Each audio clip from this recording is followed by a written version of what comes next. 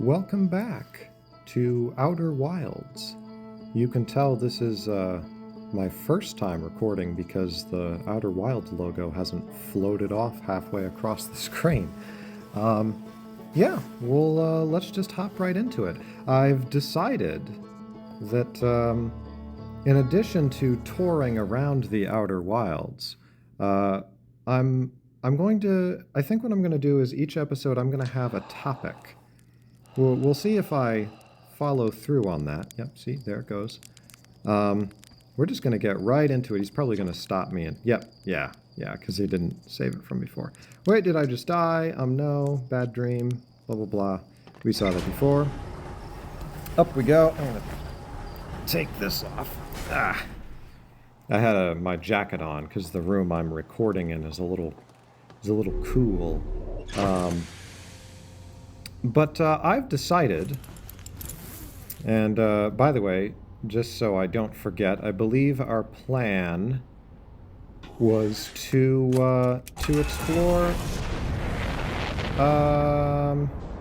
In fact, it was actually to go someplace here on the planet. Yeah, right over here, right over the river. Right down in here. Yeah, I wanted to explore this. Whoa. There we go. But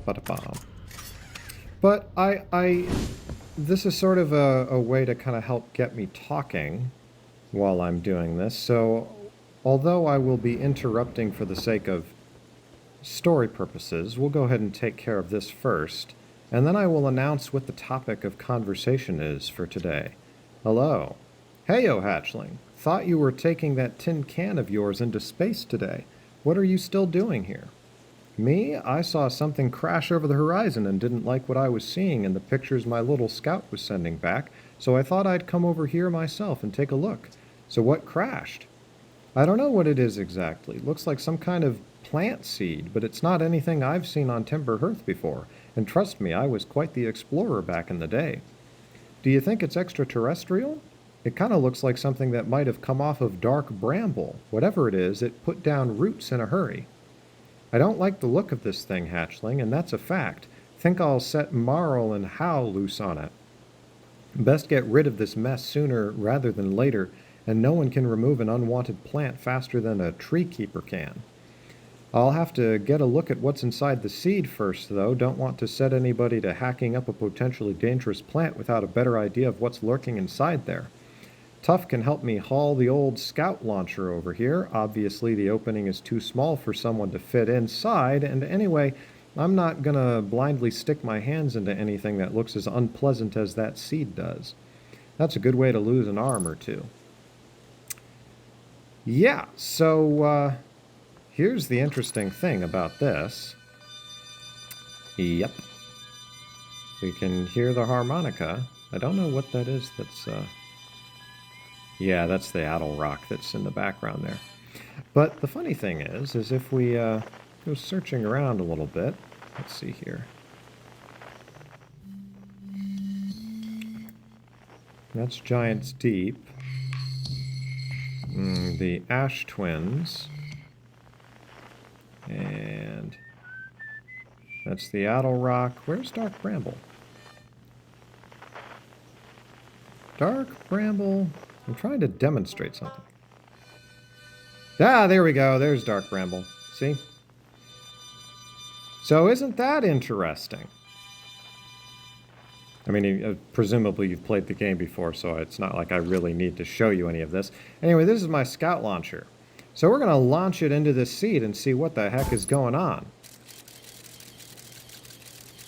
Wow, it's bigger on the inside. It's some sort of portal. And then we've got a wonderful moment. Yep. I remember when I first did this.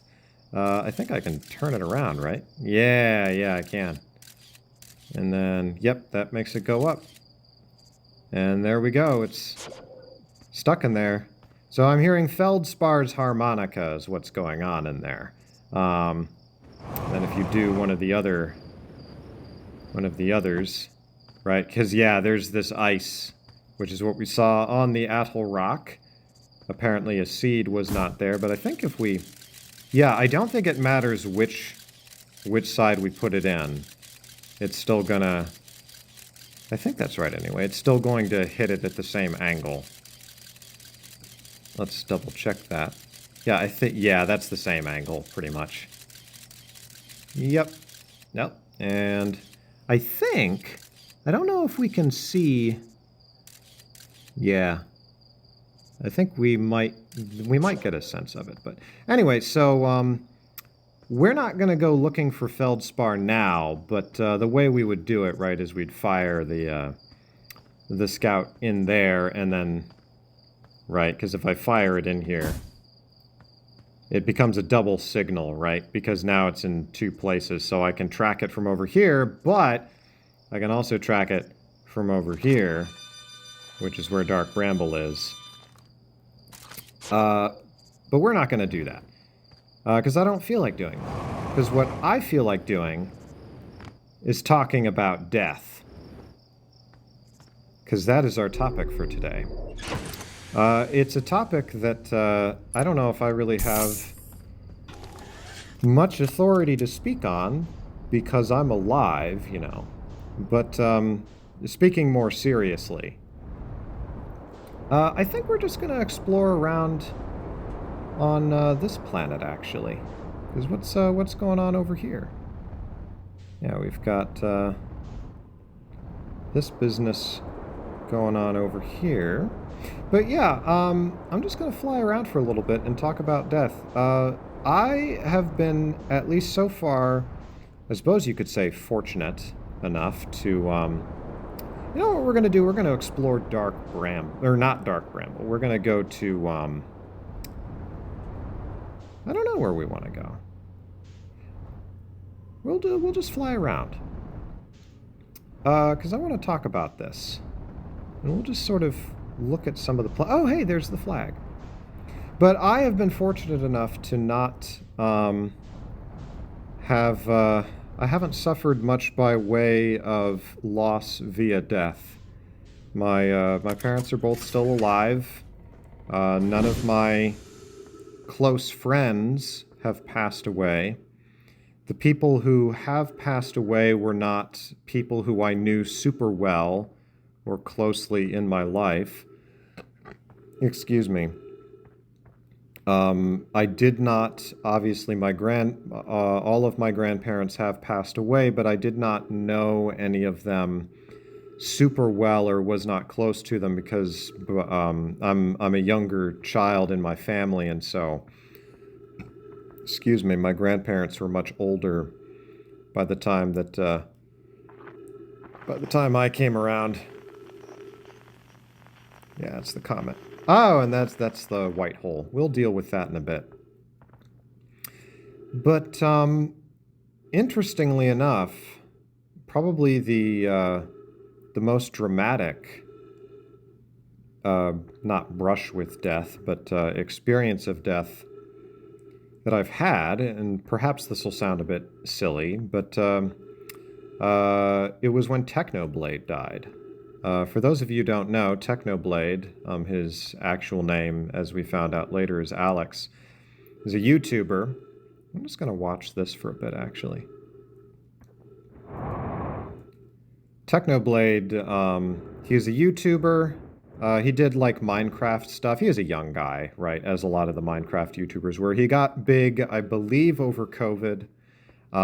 He was one of the people involved with the the Dream SMP, started by the controversial, now I guess controversial YouTuber Dream. These are all like young kids with maybe a couple of exceptions. And my friend, a younger friend of mine, kind of got me into their world, this Dream SMP world, and obviously they're... I guess I'm not exactly the target demographic, you could say, but I really enjoyed just sort of watching compilations and stuff, and I really liked Technoblade. And so it was, I don't know, maybe it wasn't that long, actually, before he passed away, because Technoblade, Alex, it turns out he had cancer. and this was known by people. But I think the type of cancer he had, there was a lot of hope that he would get better, and he was so nonchalant about it. Whee! Oh, did I float off into space? Oh, okay, there we go. We're just in nighttime now. There was a lot of hope that he would overcome it soon. I think it was, I feel terrible that I can't remember what, it was a blood cancer, I believe. But that rather unexpectedly for, I think, everybody, the news came in that he had, his dad released a video on the channel. He hadn't been uploading for a bit, and his dad released a video saying that he had passed away, like the night before. And that news, I remember the title of the video is very Technoblade. I suspect, for those who care, that Technoblade was an ISTP. I think he was a very, a lot of people, I think, type him as INTP. That's perfectly possible. I think he was an ISTP, a very affable ISTP. But, yeah, when the news came, like the title of the video, which was Technoblade's Choice, like he had his father read a thing that he had written up, apparently, because he was in chemotherapy, he didn't have the strength to, apparently didn't have the strength to read it himself, so he had his father read it after he had passed on. And, yeah, the title of the video was So Long, Nerds. Which, when I saw that title, and then I saw his father come on to talk about it, you know, I had no idea what was about to happen. I assumed that this was a joke video, that it's like, oh, I bet that's his dad, and his dad's acting all sad, and I thought that was just, you know, part of the joke. And then his dad explained what had happened, and I was like, oh. Like, I'd known he'd had cancer, but I just hadn't really thought seriously about the possibility of what that really would mean. And I don't know if anybody else really had either, because he was just so remarkably, like I said, affable about the whole thing. Oh, that's interesting. Yeah, that's the comet tail. Look at that. There's the shadow of the moon. But anyway, I remember I actually cried by the end of that video. And I hadn't even really known about Technoblade for that long. But I'd become, you know, parasocially attached to a certain extent. And it was the sudden realization that he wasn't, you know, he was gone. And like I've mentioned, I'm oh, there's the quantum moon. I'm a religious person. And I believe quite firmly in an afterlife, and maybe I'll talk about that at another point. But that doesn't, and I'm actually, in a weird way, I'm very thankful for this. That does not take away the grief. And in a weird way, I'm quite thankful for that. Because I think there's and in some sense, that's kind of what maybe that is what a part of what I want to talk about. We'll see how much I get to it, but an exploration of, so why is that I'm thankful for the fact that my religious beliefs have not disconnected me from the possibility of, you know, normal human grief. I mean, it provides consolation, but the grief is still there. And I think that's because death, regardless of your religious beliefs, I think a key part of death, of what death actually is and where the grief of death comes from, is separation. It is a separation from people, and not even necessarily just from people, but even from things. You know, I think one of the things that struck me in my life is,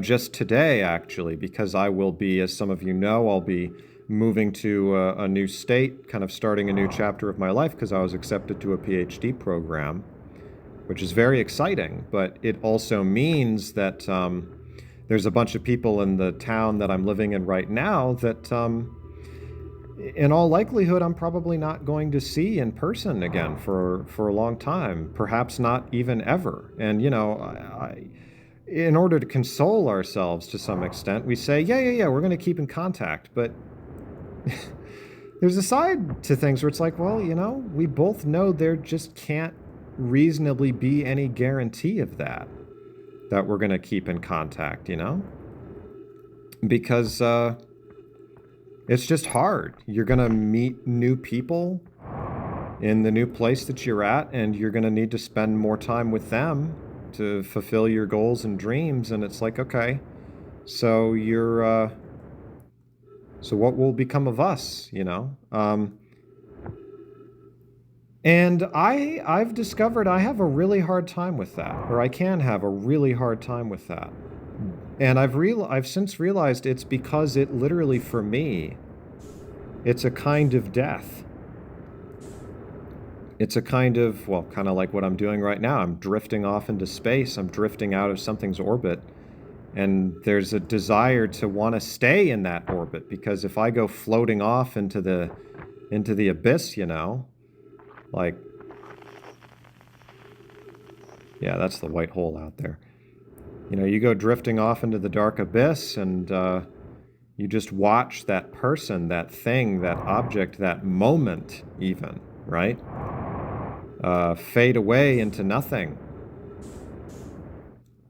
into blackness. You don't see it anymore, and you're like, it's that separation that is painful. With people, it's obviously particularly potent and should be. I mean, unidentified signal. Oh, I know what that is. Yeah, I guess I'd never actually identified this as Esker. So now we know it's Esker. Anyway, yeah, it's the separation from people, the realization that, like, I'm not going to talk with this person for a while, and perhaps I never will talk with this person again in this life. And even if here's the thing, because the afterlife, the idea of an afterlife isn't necessarily a consolation there. I know, the traditional thing, right, is that people would be afraid that their relatives or people who they loved were going to go to hell or something. And I ain't no fan of that way of thinking. Maybe that's another topic. But even setting any of that kind of stuff aside, it's just a sense of, well, I mean, how many people can you really, manage to keep in intimacy with, Like, it seems that a human mind can only handle so much, And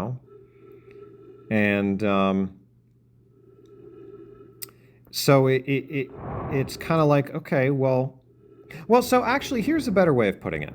So I remember when I was a young kid, one of my earliest friends was this girl. I won't share the name, even though I doubt any of you would be able to figure it out, because just in case, I don't want to embarrass anybody.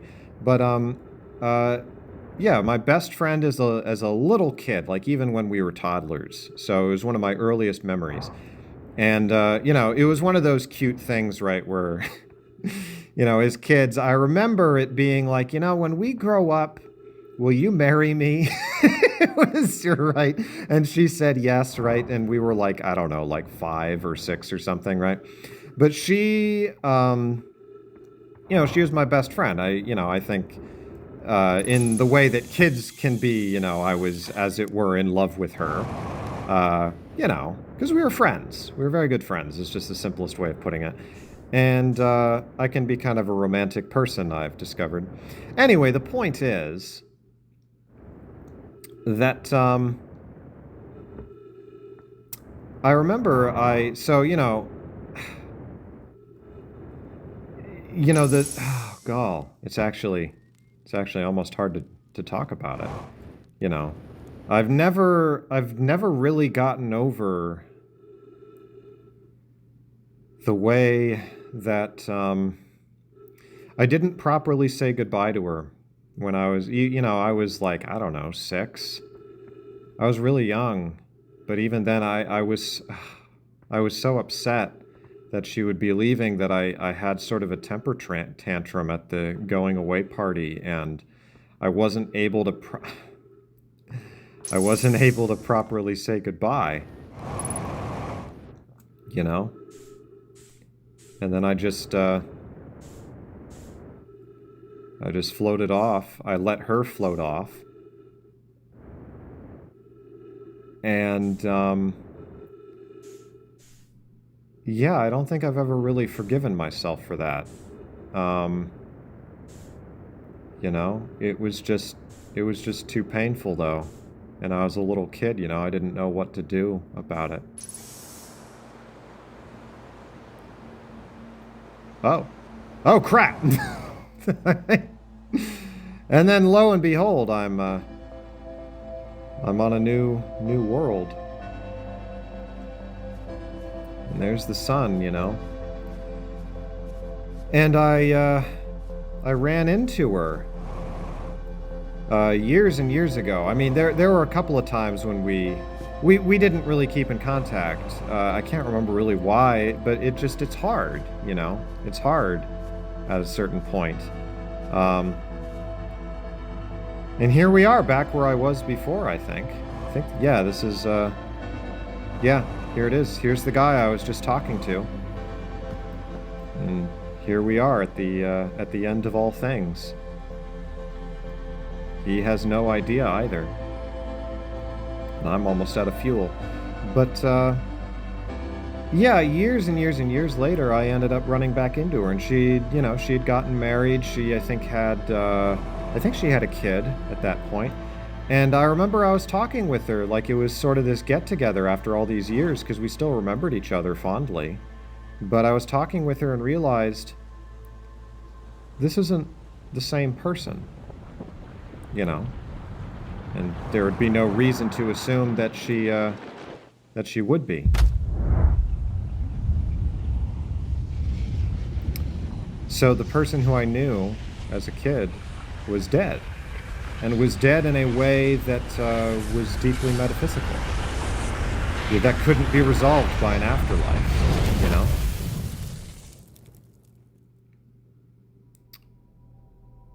So, because if she's a different person now, then when we die, who is the person I'm going to know in this proposed afterlife? Is it going to be the girl that I knew when I was a little kid? Well, no, that just doesn't seem correct. Is it going to be this person who I don't know anymore? And why would we still be friends? Do we even have anything in common? So, for me, that's actual death. That's like a true death, you know, that can't be resolved by referring to, It can't be resolved by referring to an afterlife. It's a deeper question. And those are some of the questions that really strike me the most. Because there's a number of questions, or at least approaches to questions, that are easy for a person of, you know, very strong religious faith to kind of sidestep. And one of the things I really like about Nietzsche, and even, actually it was Wittgenstein, Ludwig Wittgenstein, the Austrian philosopher, who, one of the things in his Tractatus, the Tractatus Logico-Philosophicus, one of the things that he wrote in there that has always struck me tremendously is he said, even if we assume, right, immortality, like that the, you know, human consciousness will go on forever, that itself does not constitute an answer to any of the deep metaphysical, I mean, maybe to one of them, of whether we live on eternally, but all of the others it doesn't pose any answer to. It simply extends the amount of time that you have to solve them. And I remember looking at that and actually, again, in a weird way, being grateful for him pointing that out, because I'm like, oh, okay, cool. Because there's almost a deadening effect when you think that you have all the answers because of your religious convictions. And you no longer can relate to people being, feeling lost and also feeling a sense of wonder and excitement and mystery at the universe. And that's actually not correct in my mind. What's more correct to me is retaining that sense of wonder and confusion and awe and terror at times even. And I've kind of gotten that back through philosophy without it taking any kind of a toll on my religious faith. In fact, it comes from my religious faith now, the particular way that I hold it, I guess. But in any case, let's try not to fall into the sun here. Yeah, she wasn't the same person. And I remember going back, I went back to my hotel that night. It was actually when I met her, because she was visiting her sister, and her sister was living in where I'm getting, in the town that I am now, or did get my master's degree from. And my master's degree in philosophy, and so I went and visited them both while I was in town, and then afterwards I went back to my hotel, and I just bawled in the car, and because I was just, I was so distraught by the realization, and it was in that kind of cathartic crying that I realized a part of what, as I like to call him, my late friend Friedrich Nietzsche, what he was, the pathos of eternal recurrence, the reason that was a genuine consolation for him. Because he says in his notebooks and on other occasions that the reason this was so compelling for him was precisely because eternal recurrence meant for him that it gave an eternity or an eternal life to precisely what I was talking about. Even though people change, the moments that you had with them when they were the way that they were in the past, those are in fact eternal. You live them again and again and again eternally. And that can't be taken away from you. Right? That can never be taken away from you. Now you don't have memory of it, because if you did, then it wouldn't be the same moment, right? So some people have pointed out that, the proper understanding of eternal recurrence is actually closer to what, say Wittgenstein seems to have been getting at with his notion of the and obviously it's not just Wittgenstein, but this notion of the eternal present, the eternal present moment, seems to have been kind of closer to what Nietzsche was maybe getting at or had as an idea. And I definitely think that's correct. But, yeah, I remember sitting in the car and just realizing how desperately I wanted some kind of something to assure me that those moments were not lost, right? That they weren't just going to vanish into eternity. Because if you think about eternity as just an infinite line, then I don't know, there's a sense in which it's like, well, this very moment that, we're sharing right now, in my mind, and I firmly believe in Nietzsche's mind, it is eternally precious. It itself is like a work of art. And it's interconnected with the whole. Because this moment would not be the moment that it is if you were not constituted precisely in the way that you are from the specific events that have happened in your life, and the same for me. And that includes all of the suffering, right? That includes your worst moments, because that's the deal. You can only, that's the deal of the eternal recurrence. You can only have the most beautiful moments in your life made eternal, right? If you're willing to have the worst moments made eternal also. And for me, you know, I feel like a lot of people, they view the afterlife as an escape, which is a perfectly understandable sentiment to have and to entertain. I remember for a long time that's how I approached it, and I'm sure to some extent I do still approach it that way. And it is kind of an escape. I mean, but at the same time, there's something, I have been fully convinced by Nietzsche that there is something deeply unhealthy about that. You know, to just sort of view it in this kind of as an escapism. Where I was going with that is when you view the afterlife not as an escape, right? When you view the afterlife as an escape, where you say, there are things that have happened in my life that I don't like, and I just want to forget them. I want to live forever so that there is enough distance put between me and that thing that happened so that I can forget about it and kind of, you know, have consolation that way. And Nietzsche has sort of the courage, at least in principle, to say, I refuse to do that. And he had some pretty awful things happen to him. And there's plenty of people who've had far worse things happen to them. Not that I want to be comparing suffering or anything, but you know, I think one of the key things was when he was a little kid, he could remember vividly his father dying tragically.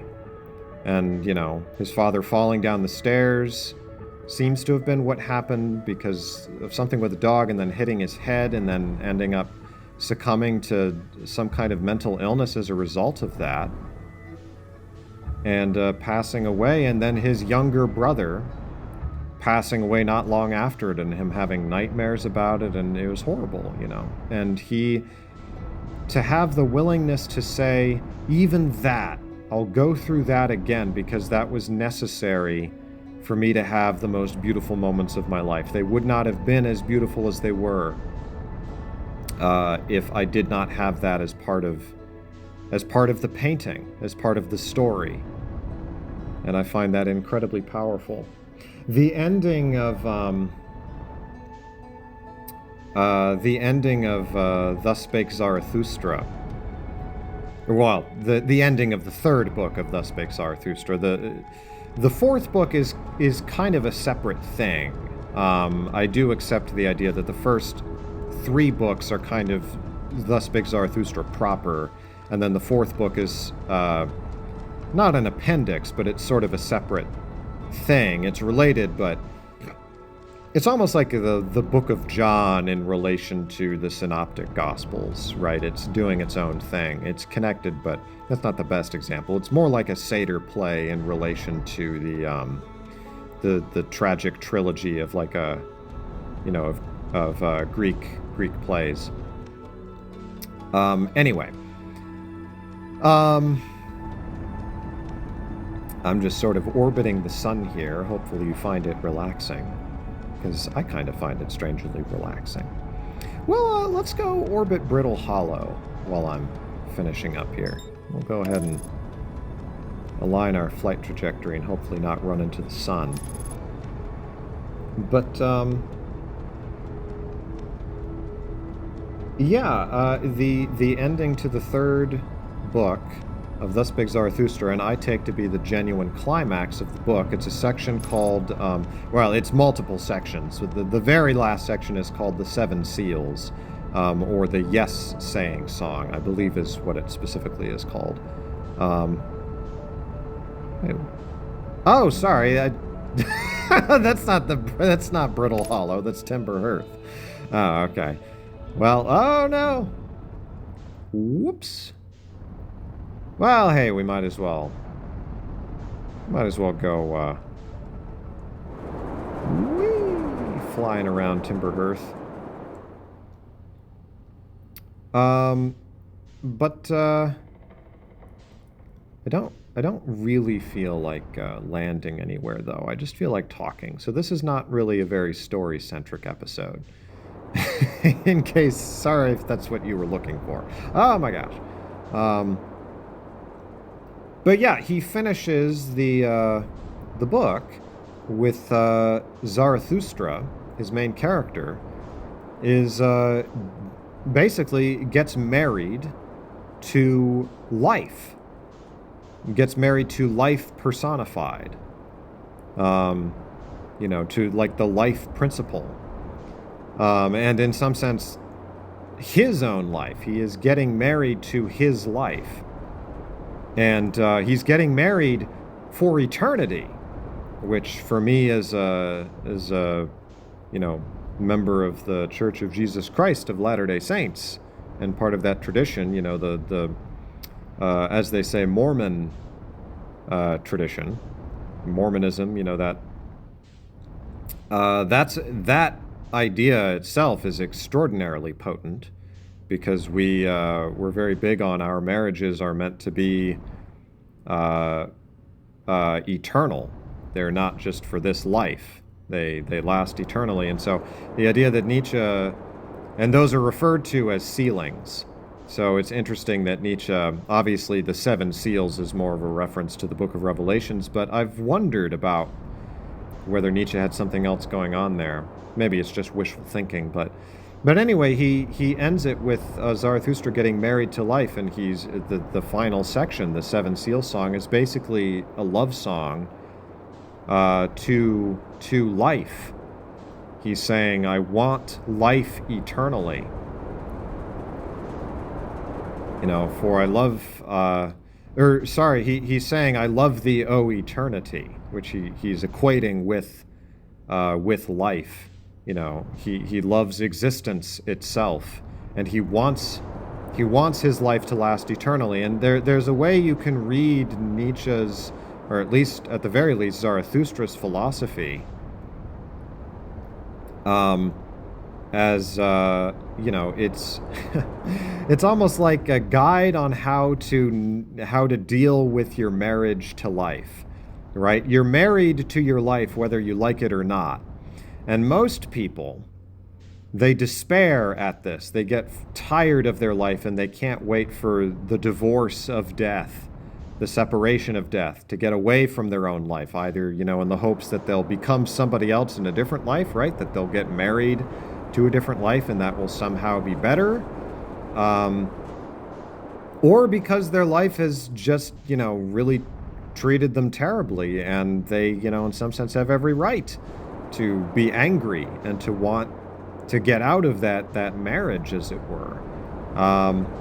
Or they're just ungrateful. May just be the simple fact of the matter. But that's not really for me or anyone else to judge. But Zarathustra says, no, I'm going to make this work. And I'm going to make it work eternally, because I'm going to be, this is who I'm with. This circle, this one circle, you know, like this 22-minute loop that I'm doing as part of Outer Wilds, you know, that I'm stuck with that. And obviously it's a bit different in Outer Wilds because it's not the exact same set of things happening. I can do different things. But you know, it's similar in the idea that it's like this circle.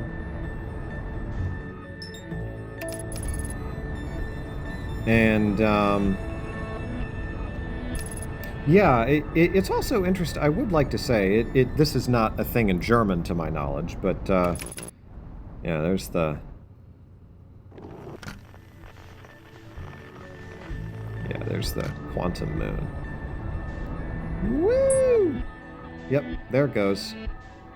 Vanishes into thin air. Very strange.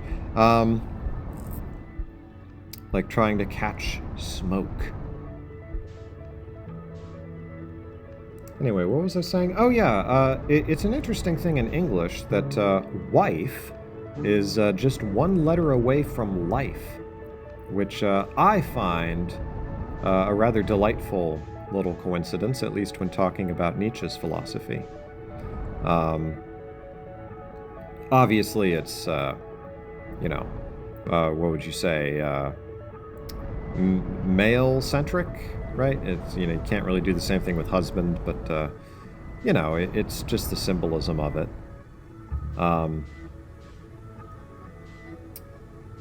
Yeah, there was something else I wanted to say. Yeah, I mean, before the sun blows up here, in another few minutes, I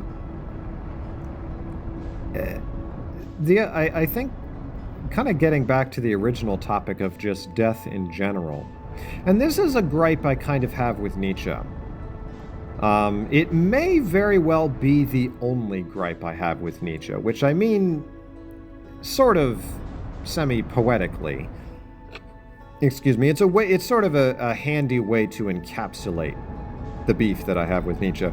And that is that Nietzsche struggles to know how to be with people.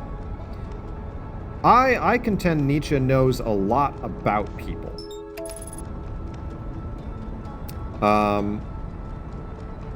But he doesn't know how to be with people. And he celebrates this at times with his notions of,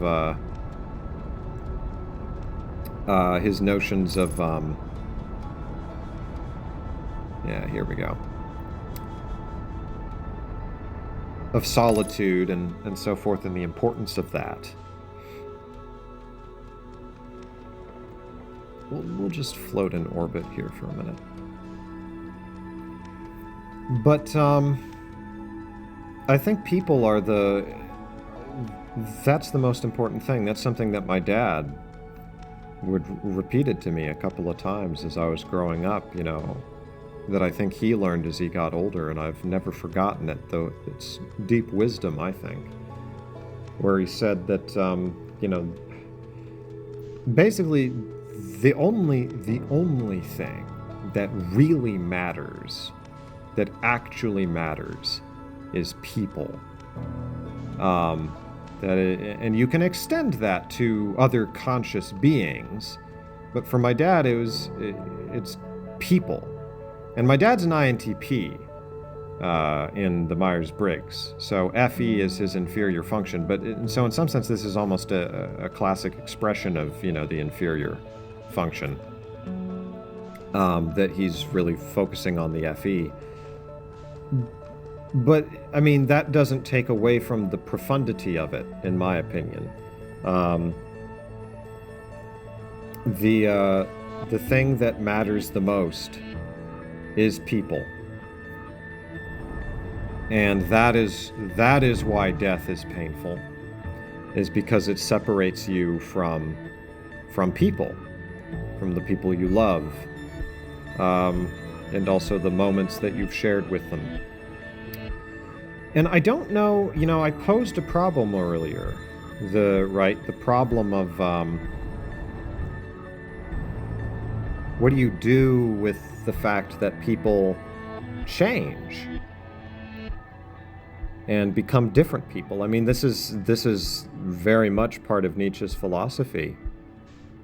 This problem of, people change, and he tried to resolve it by turning time back on itself and making things a circle, which I find very compelling. But, I mean, at the same time, I thirst for the line, for eternal life, I somehow want to reconcile the two, the line and the circle, as it were. Maybe it's supposed to be a chain of circles. I don't know. But when I was studying, or I still am studying philosophy, but there was a paper by a guy named Temkin.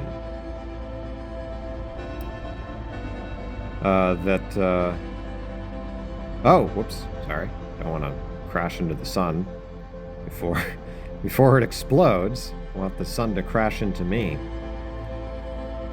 Actually, before I get into Temkin, well, I might as well get into Temkin. Temkin rubbed me the wrong way, because Temkin's whole thing is he was pointing out the idea that ethics is, most people, without realizing it, they have what he referred to as a kind of prejudice. And the prejudice he referred to as, if I recall correctly, the person-affecting prejudice. So, the sun explodes. There's Timber Hearth right down there. And in my mind, the sun exploding is bad because all those people on Timber Hearth are dead. And that's why it was bad. If there wasn't anybody on Timber Hearth, who cares? Right? No harm, no foul. But the fact that there were people on Timber Hearth, or even the fact that there were living creatures, conscious creatures on Timber Hearth, that is what makes it bad that the sun is exploding. But Temkin was trying to argue that there are, in fact, principles that are independent of whether there's any people who are affected by them or not. And it's a very interesting argument.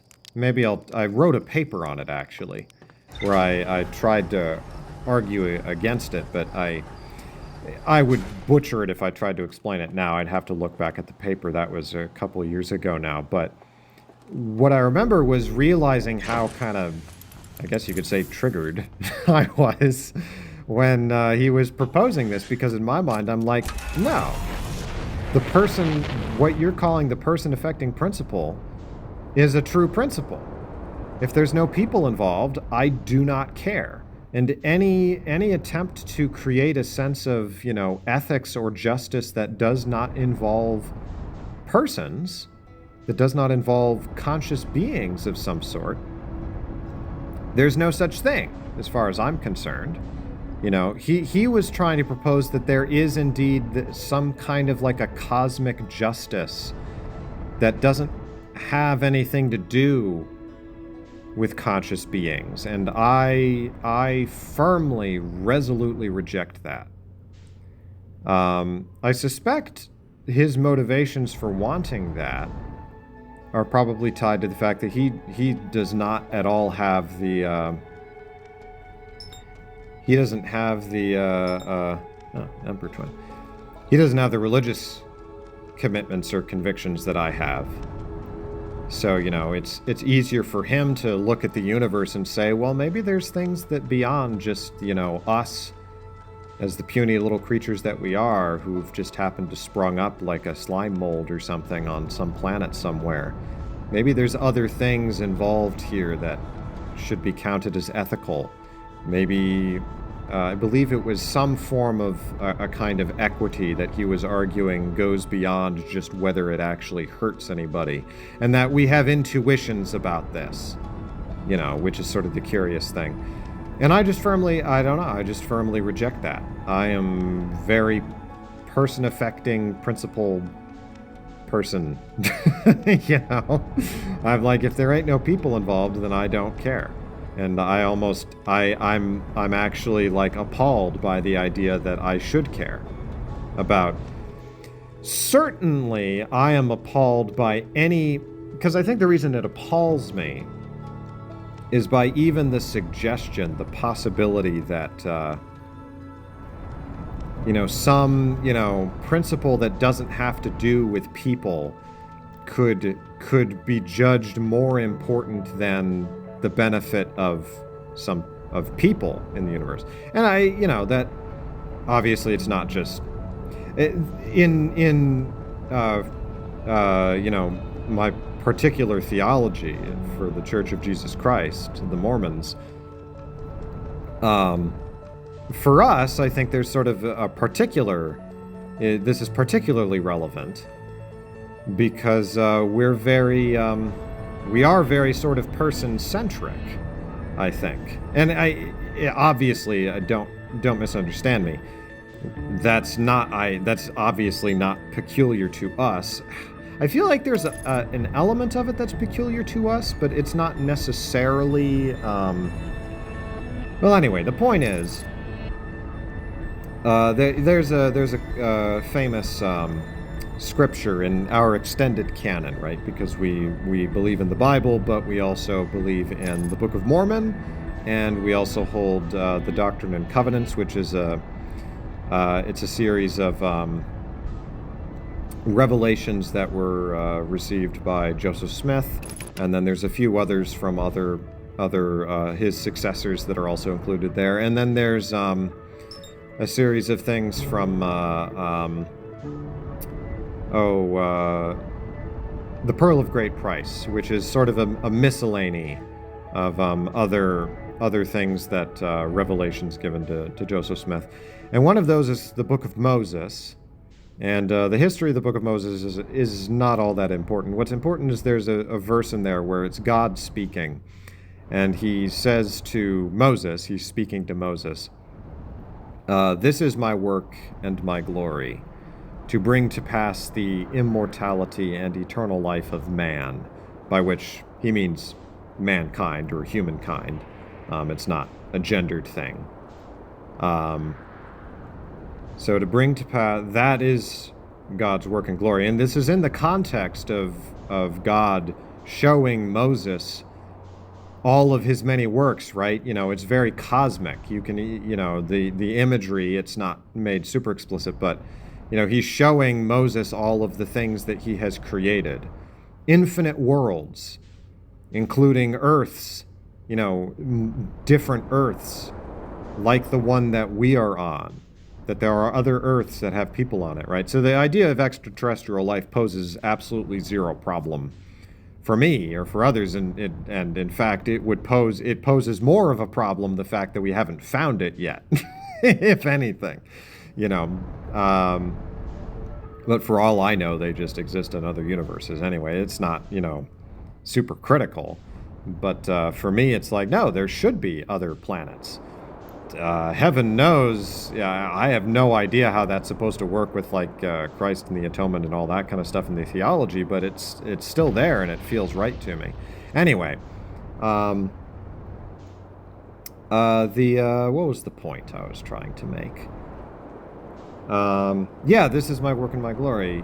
Here are all of these worlds I've made, and this is what I do. I don't just make, the implication here is that I'm not just making the planets for the heck of it.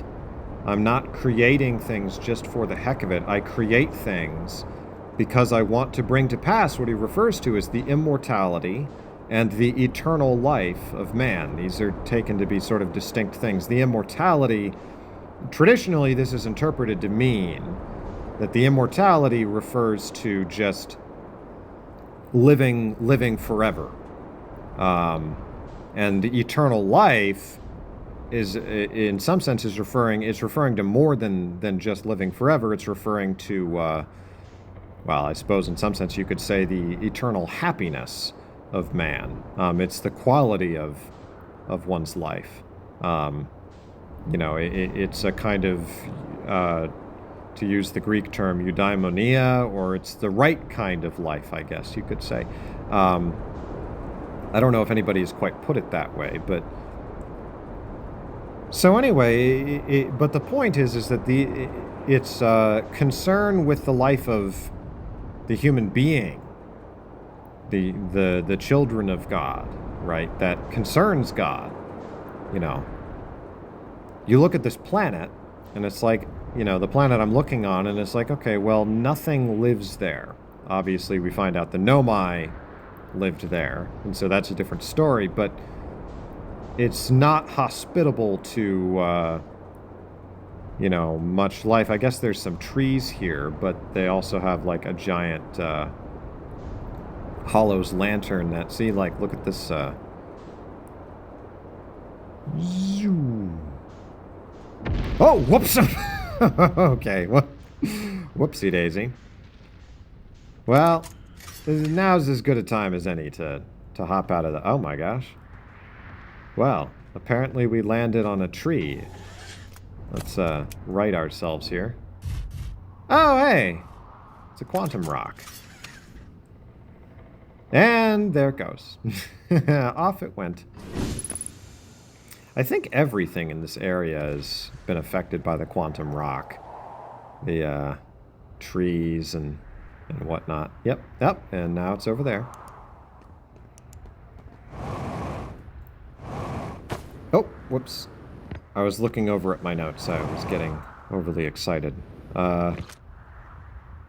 Yeah, I can launch my scout down there, but we'll be returning here when I come back and decide to do actual lore. But I felt like this would be a good opportunity to, yeah, see the trees disappear, which is actually really cool. Woo! Ow. Whoops. Now watch this thing I can do. Oh. Gravity is not being cooperative. Woo! There we go. Yeah, we can just kind of watch the stars from up here.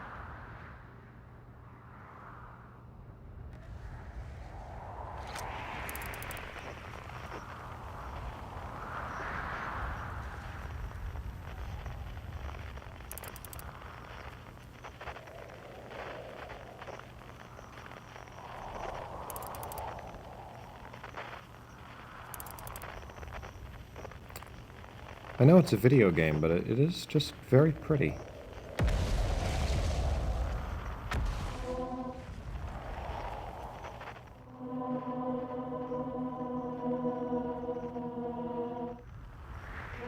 I do not know what that is. I guess that's the sun. Don't know why it's making that noise at the sun. Anyway, this is the tower shard, so quantum fluctuations are a thing we can identify now. Yeah, see, there's... Is that the quantum moon? No, that's Giant Steep. Anyway, it's picking up on quantum things is the point here. Yeah. I'm trying to think what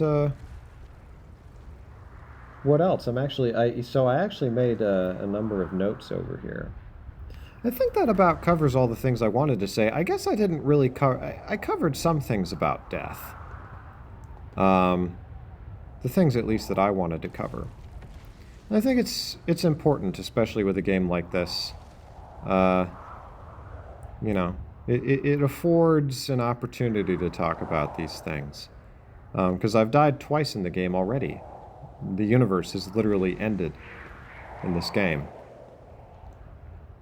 And it's just interesting to watch, you know, this loneliness of space.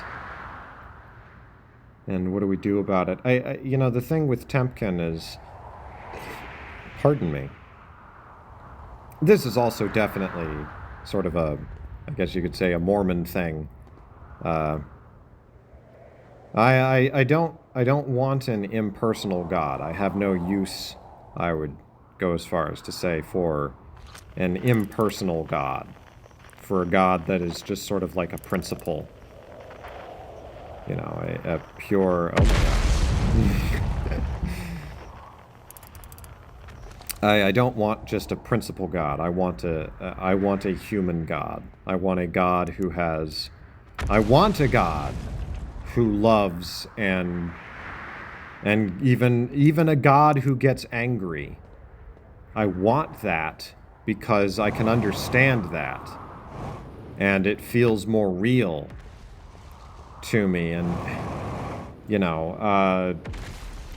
I like that human-centricness. It you know, reading the old church fathers of, you know, in more orthodox Christianity, I'm rather unmoved.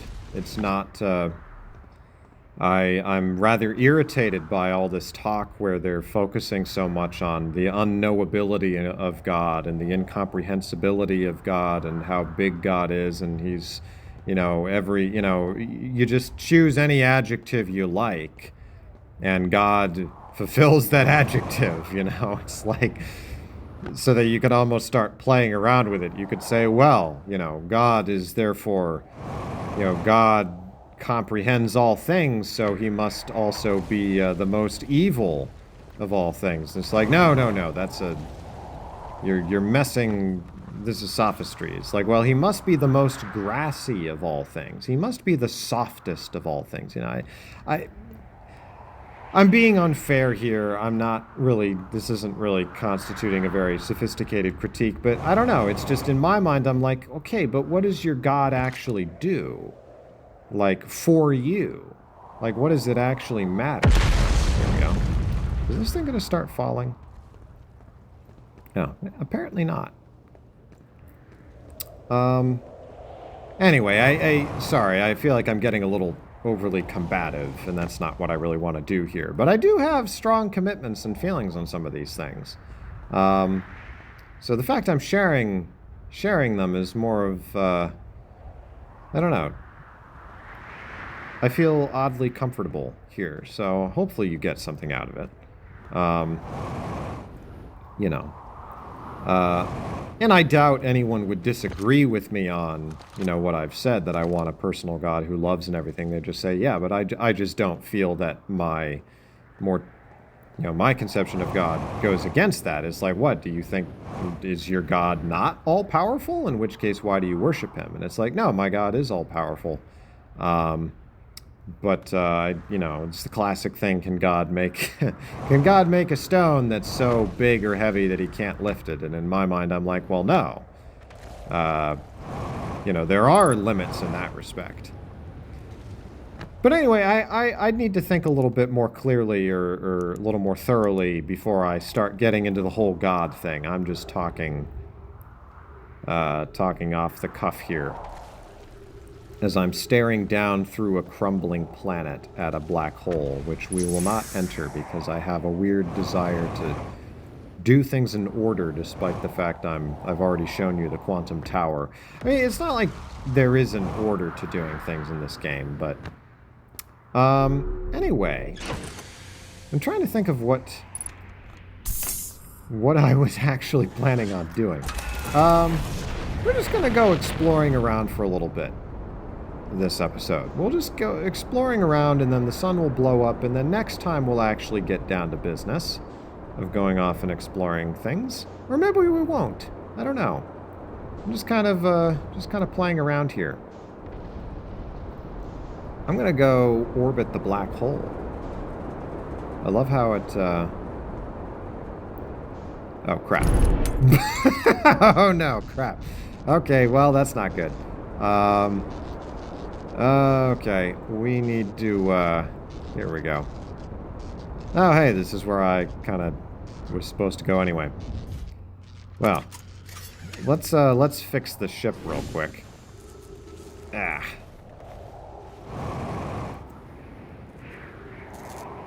There we go. Ah, the autopilot.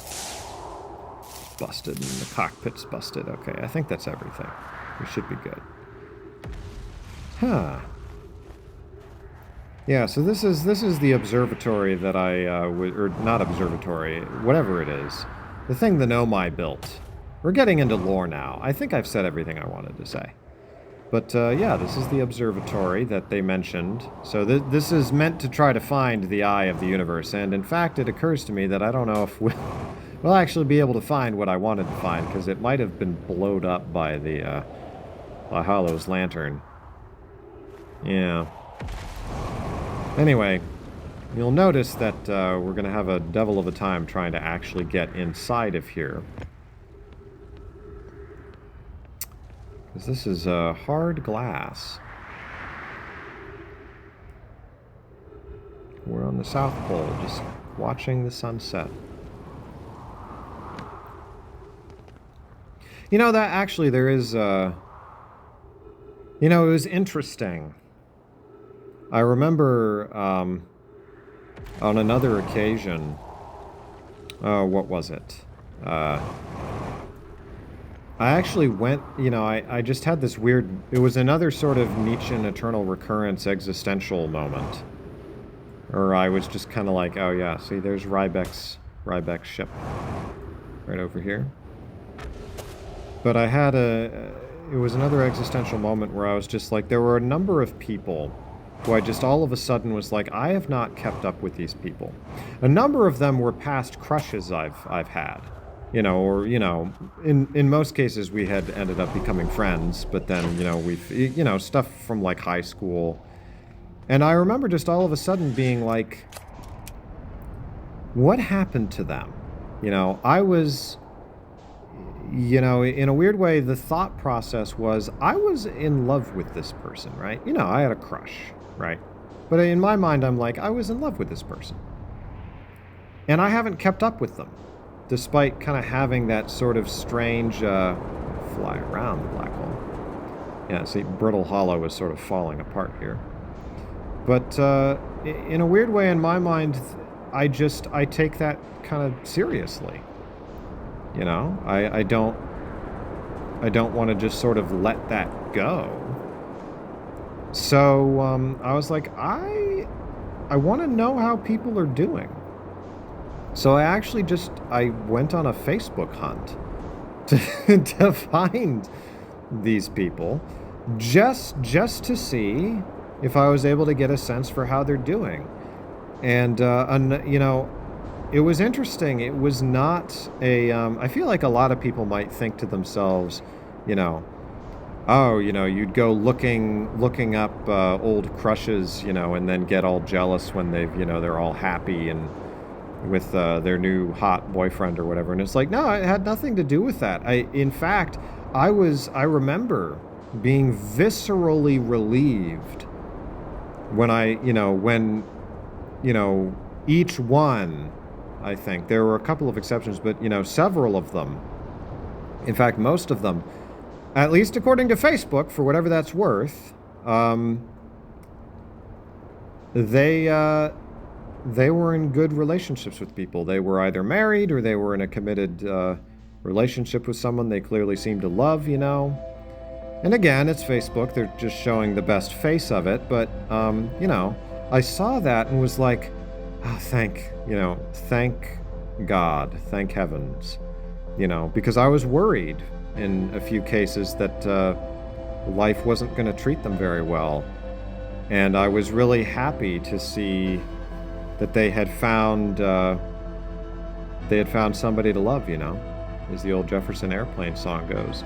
So, it was just, and I think in my mind, it's like, yeah, if I fall in love with somebody, that's ultimately what I want for them. And if I can provide that, great. But in many cases, I'll be perfectly honest, I don't know if I could. Because I've got my own quirks and oddities. Maybe someday, I hope to find somebody someday. But we'll just see how life goes. But yeah, I was just so relieved to see that they were happy. Or at least to see evidence that they were happy, and that they were with somebody. They'd found somebody to love.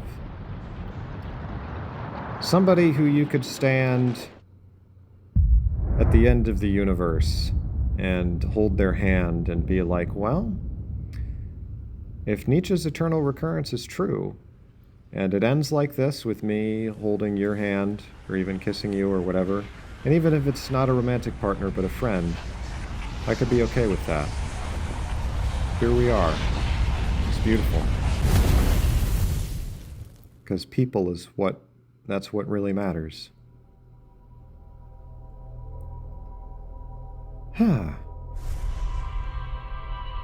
So I think that's it for this episode. I don't know quite what I'll do for future episodes of this. I mean, I would like to actually play through the game, but this just felt, I don't know, this felt important to me. So thank you for coming with me on this little journey, as we just sort of floated around this solar system and chatted about philosophy and life and stuff. All right. God bless y'all, and good night. Actually, okay. You got to do a 3, 2, 1 thing here, as I coordinate. All right. 3, 2,